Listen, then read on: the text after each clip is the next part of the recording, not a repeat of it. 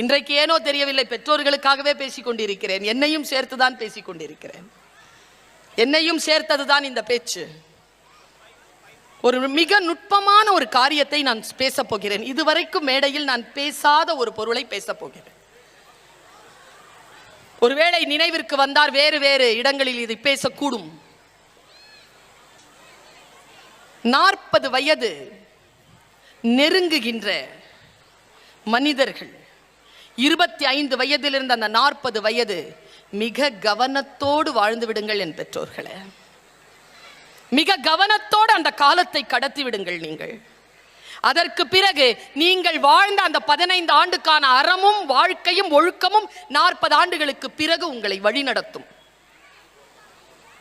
பாருங்க, பலவீனங்கள் நம்மை ஆட்சி செய்கின்ற பொழுது, நான் ஒரு விஷயம் சொல்றேன், இது 20க்கு தான் பயன்படுத்த தெரியலையா, 15க்கு தான் பயன்படுத்த தெரியலையா, 30க்கு தெரியுதா, 40க்கு, 45, 50க்கு தெரியுதா, 55க்கு தெரியுதா சார் இதை எப்படி பயன்படுத்துறதுன்னு? எல்லா யோக்கியத்தனம் செய்யறவங்க எல்லாம் 60 வயசுக்கு மேல இருக்கிறவங்களா இருக்கிறாங்க. இதுல இது வயதிற்குரிய பிரச்சனை இல்லை. இது எல்லோருக்கும் பலவீனம் இருக்கிறது. ஒன்றே ஒன்றுதான் இந்த சகோதரியின் மூலமாக இன்றைக்கு நான் சொல்ல விழைகின்ற செய்தி. பலவீனங்கள் நம்மை தாக்குகின்ற பொழுது அந்த பலவீனங்களை நம்முடைய உள் ஆற்றலால் நாம் எதிர்கொள்ள வேண்டும். ஒரே ஒரு விஷயத்தை மட்டும் சொல்லுங்க, எந்த போதையாக இருந்தாலும், அது மருந்தாக இருந்தாலும், குடியாக இருந்தாலும், பெண்ணாக இருந்தாலும், ஆணாக இருந்தாலும், பணமாக இருந்தாலும், எந்த சுயநல போதையாக இருந்தாலும், அந்த பலவீனம் உங்களை அழிக்காமல் இருப்பதற்கான அறம் சார்ந்த ஒரு சக்தியை உள்ளிருந்து எழுப்ப வைத்து அதை, அந்த பலவீனத்தை கண்காணிக்கும்படி கையில் வைத்துக் கொள்ளுங்கள். மூன்றாவது ஆள் அதை செய்ய மாட்டான். ஏனென்றால் நாம் வெறும் ஆணும் பெண்ணுமாக இல்லை, நாம் தாயும் தந்தையுமாக இருக்கிறோம். குழந்தைகள் நம் பேச்சை கேட்டு வளர்வதே இல்லை, நம்மை பார்த்து வளர்கிறார்கள். இந்த கவனத்திற்காக நான் 2 விஷயத்தை சொல்றேன். பிரான்ஸ் போயிருந்தேங்க. நெப்போலியன் ஒருத்தங்க, அவனுக்கு நீச்சல் தெரியாது. நீச்சல் தெரியாது அவன்கிட்ட கேட்டிருக்காங்க, நீ ஏன் நீச்சல் கத்துக்க மாட்டியா? அவன் சொல்றான், நான் சுறாக்கள் இல்லாத ஆழ்கடலில் நீச்சல் பழகுவதில்லை. சனியனுக்கு நீச்சலே தெரியாது. அது எங்க போய் நீந்துமா? நீச்சல் கத்துக்குமா? கடல்ல. கடல்ல இல்ல, ஆழ்கடல்ல. ஆழ்கடல்ல சொரா இருந்தாதான் நீச்சலே கத்துக்குவானா. அதனால்தான் அவன் மாவீரன் நெப்போலியன். ஆனா அவன் கத்துக்கவே இல்லை. அது தெரியுமா உங்களுக்கு? நீச்சல் தெரியாது அவனுக்கு. நான் இங்க வியந்து அவனை பார்க்குறேங்க. நான் அவனை ஒரு சிலபஸா சொல்றேன். நான் சொன்னதில்லை, இந்த கம்பேரிசன்ல நான் சொன்னதில்லை.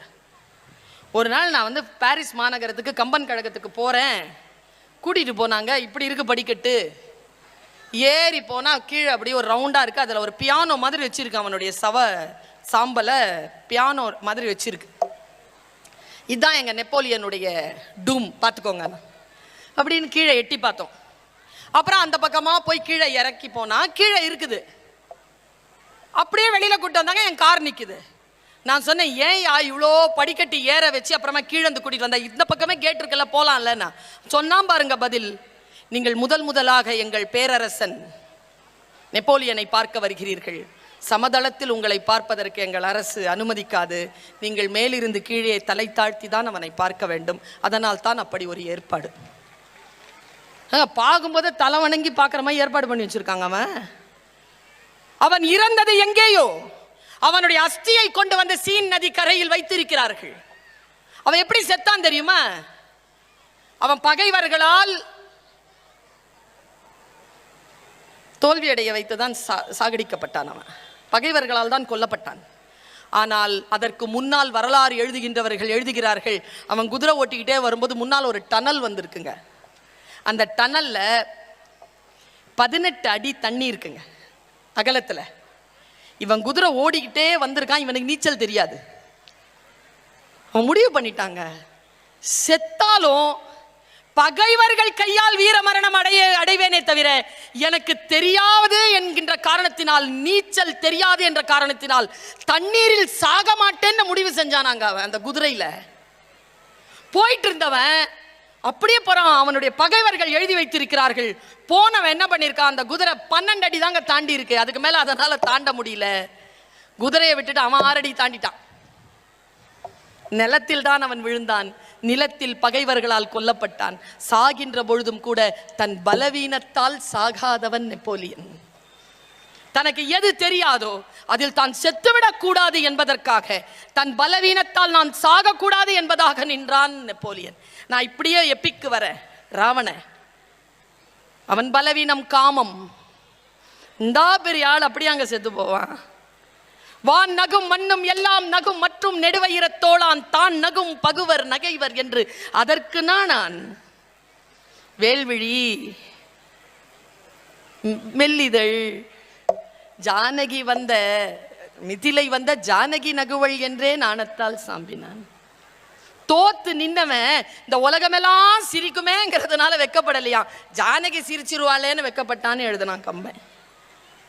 அவன் இறந்த இடம் அது. தன் பலவீனத்தால் எந்த ஒரு பெண்ணை பார்த்தாலும் அப்படி நிப்பானாங்க. அவன் எவ்வளவு பேரழகி இருந்தாலும் நிற்பானா. சீதை கிட்ட மட்டும் போய் காலில் விழுந்து, தோற்பித்தீர் மதிக்கு மேனி சுடுவித்தீர், தென்றல் தூர ஆர்ப்பித்தீர், இன்னும் என்ன செய்வித்தீர், தீர் தீர் அம்மா என்று அவனை கெஞ்சி இருக்கிறான். ராவணன் விழுந்த இடம் அது. நான் இப்படி சொல்கிறேன், நம் பலவீனங்களால் நாம் வீழாதபடிக்கு நம் அறமும் நம் கல்வியும் நம் ஒழுக்கமும் தாய் தகப்பன் என்கின்ற பொறுப்பும் நம்மை காக்க வேண்டும் என்பதற்காக சொல்கிறேன். எங்கே நாம் பலவீனமாக இருக்கிறோமோ நம் குழந்தைகளுக்கு முன்னால் நாம் அங்கே விழுந்து விடாமல் இறை நம்மை காக்கட்டும். குழந்தைகள் கிட்ட எப்படி தெரியுமா பேசணும்? மிக நுட்பமா பேசணும். அந்த குழந்தைகள் கிட்ட நீங்க என்ன பேசுறீங்களோ அது அந்த குழந்தைகளுடைய வருங்காலம். இந்த தாய் ஒரு விஷயத்தை சொல்லித்தர, எந்த வீட்டில் குழந்தை வசை சொற்களால் வளர்க்கப்படாமல் இருக்குமோ, தவறான சொற்களை காதுகளில் கேட்காமல் இருக்குமோ, அந்த குழந்தை ஆளுமை மிகுந்த குழந்தையாக வரும். என்னதான் இருந்தாலும் வசை சொற்களால் குழந்தைகளை வசைப்பாடாதீர்கள். குழந்தைகளை கண்டியுங்கள், தண்டித்து விடாதீர்கள்.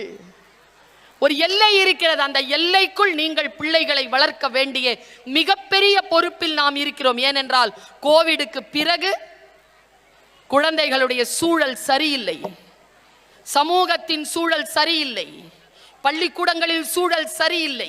இவர்களை எல்லாம் அவர்கள் நீங்கள் வெளியில அனுப்பி மறுபடியும் வீட்டுக்குள்ள வரவழைக்கின்ற பொழுது அந்த வீடு வெளியிலிருந்து உள்ளே வருகின்ற விஷக்கிருமிகளை அழித்து நன்மைகளை போஷித்து அடுத்த கட்டத்திற்கு அவர்களை தயார் செய்து அனுப்பக்கூடிய மிகப்பெரிய பொறுப்பு வீடு